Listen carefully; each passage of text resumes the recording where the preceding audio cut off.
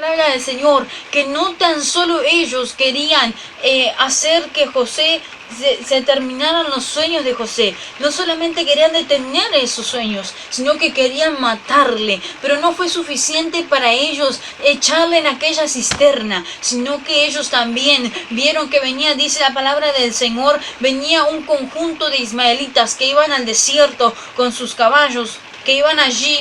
Iban cargando esencias, iban cargando allí inciensos.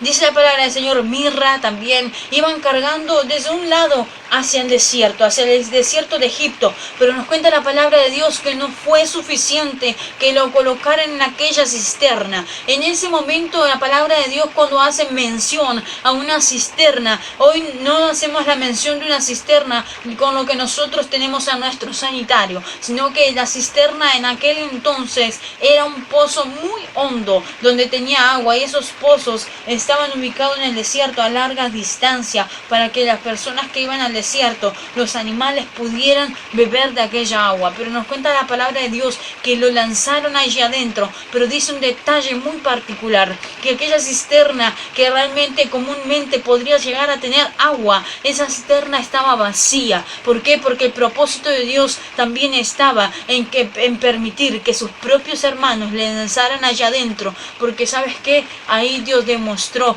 que cuando Él tiene un plan para tu vida, no hay nada que lo pueda detener. Nos cuenta más la palabra de Dios aún, y nos dice que luego de colocarlo en la cisterna, le sacaron, y dice que le vendieron para aquel conjunto de ismaelitas, para que fuera como esclavo en el desierto.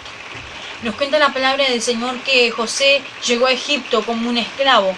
Imagínate una vida de esclavitud en la cual tú y yo, quizás en el momento antes que Jesús nos alcanzara, vivíamos una vida de esclavitud en un cierto pecado, una vida de esclavitud en un cierto hábito de vida que no era conforme a la voluntad de Dios ni conforme al agrado de Dios. Imagínate si tu vida de esclavitud del pecado, si tu vida de esclavitud en el mundo fue terrible. Imagínate la vida de José siendo esclavizado, golpeado, siendo explotado en un cierto trabajo duro, pesado, que estaba en el medio del desierto con poca agua. Imagínate cuán doloroso, cuán feo sería la situación de José. Pero aún así, la Biblia no nos dice que José reprochó contra Dios, la Biblia no dice que José murmuró contra Dios, sino que José permanecía confiando en lo que Dios había mostrado para él, y no tenía otra forma alguna de permanecer en Dios que simplemente soportar lo que él estaba pasando.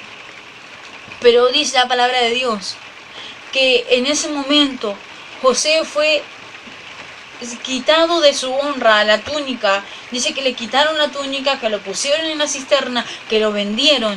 Pero en un momento sus hermanos estaban pensando, ya se estaban lamentando, pero había personas que aún así no estaban con misericordia. Entonces querían echar mano sobre él, o sea, matarle, y decir, mentir para su padre que había una bestia que la había devorado.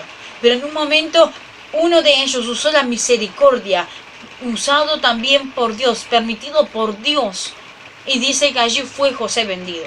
Pero cuando José fue vendido, dice que en un cierto momento, alabado sea Dios, en un cierto momento Dios le dijo: José, ya se ha terminado tu propósito, ya se ha terminado, tu lucha, se ha terminado tu prueba, ahora vas a hacer uso de mi propósito. Entonces dice que allí se cumplió uno de los sueños que José, comenzó a cumplirse los sueños que José había tenido. Dice que en un cierto momento aquellos hermanos que le habían vendido, que le habían hecho mal, tuvieron que venir a postrarse ante José para pedirle la ayuda. Pero dice la palabra de Dios que todo aquel que se humilla será exaltado.